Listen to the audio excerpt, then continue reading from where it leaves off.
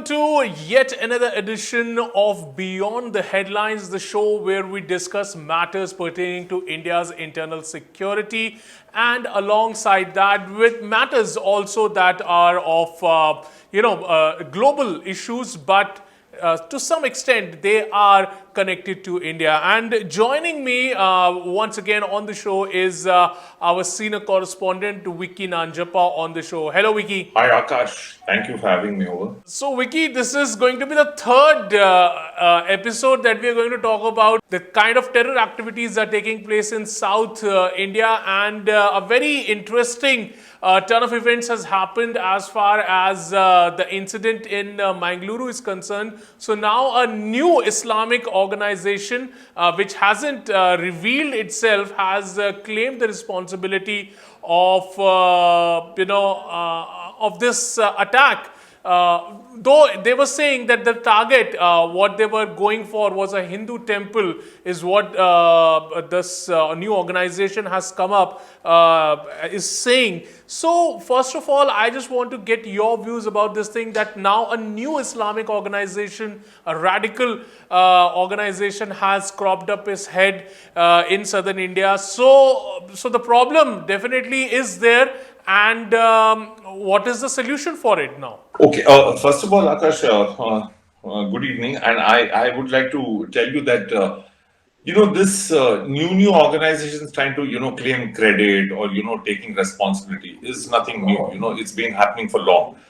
Now, in the four districts of Kerala, if I look at it, Malappuram, Kannur, and two other districts, I mean, it's not there coming into my head at the moment, but there have been 30 such organizations, including political organizations who have been, trying to, what I'm saying is follow the ideology of the Simi, but, they do it in different ways, like a political outfit, a cultural outfit, and things like that. Now, what I'm saying is, when I see the investigations that have happened into basically the Mangaluru incident as well as, the Coimbatore incident, it's very, very clear is that the ideology is one. Like when we say the resistance front in Jammu Kashmir, I mean, it's very clear it's Lashkar-e-Taiba. And, somewhere Pakistan wanted to get out of the grey list of the Financial Action Task Force, and hence this. So, what I'm saying is let's not get carried away by the name of the terror group, but let's try and understand about what is the ideology which is there. Because if you look at it, there is Al-Umma and then there is Ansarullah. Ansarullah is a group which acts as the Islamic State. The base movement is what acts as the Al Qaeda. So we need to make that distinction. Whether the name of the group is important or what the ideology on the ground is important. I think we need to chase the ideology. Right, and you say chasing the ideology. So, like, what I make a 2 cents out of it is that because there is no PFI on ground to operate for these Islamic radicals, so now these new organizations are cropping up. So, do you think that, in a sense, it is a good move by the central government that they are pushing it back as far as these radical groups are concerned? Yeah, a good move definitely by the center. But as I said earlier, is that we should not lose focus of the fact is the ideology. One thing, you know, yesterday there was a very interesting debate about saying that what we talk about that this guy Mohammad Sharik was dealing in cryptocurrency. Okay, one thing, it sounds all very good, but when Islamic State puts out a chart saying that even a knife is your weapon of choice, I mean, do you need cryptocurrency for it? Okay, one thing. Ultimately, at the end of it is going and carrying out a couple of killings, or targeting a Hindu temple or something like that, and the way in which it's done is important for the charge sheet, but the larger problem always remains is what has he managed to do. Like just as you and I, Akash, were discussing for very long in the morning by saying that what do you do about this radicalization that happens online. So at that point of time, I think that is what we need to actually look into, one thing, and we need to see the larger picture of it and stop looking at these things in in isolation. At least, when the NIS coming in, let there not be any kind of politics which happens there, one thing, because NIS is the one which has actually done a very, very hard job, I mean, or a very difficult job, what I would say in South India. Like, for instance, this using of different names, NIS probed it in 2020. They've done a lot of probes. So I think without wasting any time, we should let the central agencies do their work and hopefully that that the state police as well as the state administration is on the right page. Right, Vicky, and one more thing, very aptly, what the new investigation has come out, and what the this unnamed Islamic group has said, that they were that the auto rickshaw that was involved in the incident, it was going towards a temple, and the idea was to create a scene at a temple. So, how do you see that? That what kind of repercussions had this gone to the plan, would we have seen there in southern India in terms of police and central agency working there? That would have been a great lapse on their part also then. Yeah, definitely. I mean, in terms of lapses, I mean, I wouldn't, give any of the agencies that benefit of a doubt. Because you know what, in the case of both the Coimbatore bomber, Jamisha Mobin, and as well as this guy, Mohammad Sharif, both have actually been under the radar. Okay. And I think, when Mubin was actually investigated for his links with Zara Hashim, the Sri Lanka bomber, I think the agency could have done better by having him on the radar, one. And in the case of Mohammed Sharif, has been booked under, stringent terror laws, for stabbing and things like that. So where the lapse is concerned, I would say that is what it is. But we could just be, thankful that, that these two terror operations, actually, if you technically look at it, are two botched up operations. Both have not managed to get their target at the end of it. God forbid they had got their target, it would have definitely, led to a huge communal, kind of clash and, complete destabilization of the law and order situation in the respective states. So what, see, I am not somebody who can sit and suggest to them, but I would also think is that, if you have someone on the radar and if you think there's something hanky-panky that he's after, I mean, up to, then I think it is a need to pin him down. But sometimes agencies also work in a different way that, they know that they have the situation handled and controlled and things like that. So sometimes, they let them do certain things, making very sure that, it does not turn out to be a catastrophe so that, what, you need to get more and more information out of these people. But I think the way I see things going, I think once on the radar, I think they need to be pinned down. Correct. So once their radar on the radar of the central agencies, they need to be pinned. But another very interesting thing that actually came out of this case, Vicky, was the name or the use of the name that that this guy was using, and it was a Hindu name. And what we have seen, the same kind of modus operandi was also being taken place when the Mumbai terror attacks took place. That all these terrorists, they were, they were carrying identifications with the Hindu names, and then they were wearing this red band, which is called Kalava. So all these things. So what kind of message is they are trying to portray in terms of creating a narrative? See, Akash, if I go back to the Mumbai 26/11 attacks, I'll tell you one thing is that, it was already a time, when the whole thing about, Malegaon or be it Samjhauta Blast, all these cases were happening. And then this ridiculous word called as Hindu terror started getting, coined at that time. And then after that, when Digvijay Singh attends a book launch called as, Mumbai 26/11 RSS ki Sazish, and then, a former top cop writes a book saying that, that the whole attack was carried out by Pakistan, but Hemant Karkare was only killed by the right-wing groups. That is one part. Okay.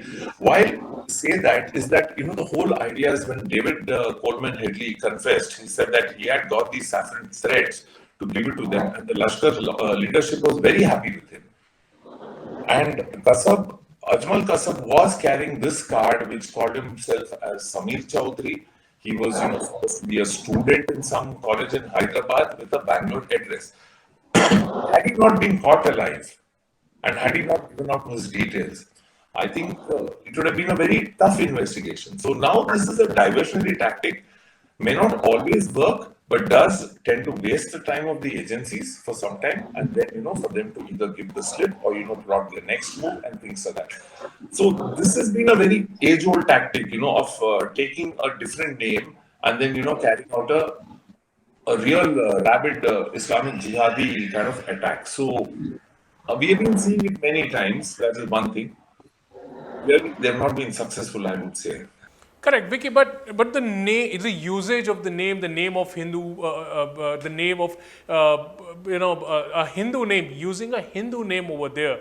So what kind of threat perception are they trying to build in the masses there then? Or is it just all for a geopolitical show? See, one, it's definitely a geopolitical show. If I see that, very recently Pakistan got out of the grey list of the Financial Action Task Force.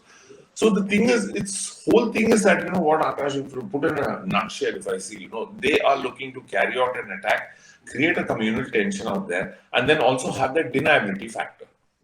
And we as a country out here, when we know that something like this is happening, we need to stop denying that there is something like this that is happening. So it's definitely this, in the sense, you pitch one Hindu against the other at the end of it. One thing. Now, you say Samir Chaudhary. Hindu terror, that bogey which was created after, say Malegaon, for that matter, Hyderabad or Mecca, not Mecca Masjid, I'm sorry, Ajmer Sharif blast and things like that. It creates a kind of perception, of something called as, what Pakistan wants at the end of it, which is called as homegrown terror at the end of it. It's like, we are not doing anything. Hum to doodh ke dule hai. That is one thing. It is you guys who are carrying it out. And hence, that is why if you look at the birth of the Indian Mujahideen, it was a completely homegrown terror outfit. They were managing this one. How the funds were coming in, we do not know. But one thing was that Pakistan always had that deniability factor. Ye aap hi ka log kar rahe at the end. And that is what the larger game is. Exactly. And talking about Pakistan, so a huge development in our neighborhood, a new chief, army chief has been named, and ironically, he is an ex-spy and was the part of ISI. How do you witness this huge development at the across the border, Vicky? If you were to ask me that, is Pakistan going to change with this new this one? What is that new appointment? No, their appointments happen in such a way is that it's like what we keep saying, niyat check at the end of it. The thing is at the end, how horrible can you be towards India? That is one thing, and if you look at this guy's biodata at the end of it, he's been pretty rabid at the end of it. But currently, Akash, in this kind of a scenario, when they are so economically down and things like that, I think, kind of a fill-in measure, with that Imran Khan politics going up and things like that, not, but yeah, as a country, we need to be out on the watch because what, there are already intelligence reports which says that the launch pads have gone up, the kind of infiltration is going to go up. All those things are always there. But if you ask me in terms of India-Pakistan relationships or whether this guy Asim Umar, top spy of Pakistan, it's going to change, I don't see any difference happening. So not in terms of Vicky, not in terms of India-Pakistan relationship, but counter border insurgency. Do you feel that there would be a different kind of a tactic that this guy brings in, or it would be the same old, as you said, that the number of terror launch pads has increased near the Indian border. So do we see in the coming days a lot of more these kind of things happening? Because just a day ago there was this drone that was intercepted intercepted at the border of the Kashmir border, in which I think one or two IEDs were there, and there were at least 5 Chinese pistols and around 5 lakh rupees in Indian currency that was seized by the local police there in Kashmir. So you think that they will keep on trying doing the same thing that they have been doing over and over through the ages, or with a new army chief at the helms, would we see another kind of a shift in terms of their policy towards India? No shift. I mean, definitely no shift. The thing is, everyone who has become an army chief or ISA chief has got one standard CV out there. That is, you have this anti-India propaganda. I would just see, that no change in anything that is happening. He's going to continue doing what his predecessors did at the end of it. So that is what I'm saying. But you know what? In the first few months of his, leadership, I would definitely feel that he would try and do more, because he has to prove his point also. That is one thing. Because in Pakistan, you survive on the basis of how loudly anti-India you are at the end. But I don't see him doing much or anything. I would definitely be worried, because you know what? He's going to increase the infiltrations. He has to make a loud noise on this one. He was not the army chief when the abrogation of Article 370 happened. So there is going to be a lot of activity which he's going to try and do there in Jammu Kashmir in particular. So definitely in the first few months of his leadership, I would be very concerned, and also very confident that my army is perfectly capable of thwarting all that, actually. Drones, yes, Akash, that is the biggest problem now at the moment. We do not have a very strong, offense mechanism against the drones. That is one thing is there. But yes, it is our next big challenge.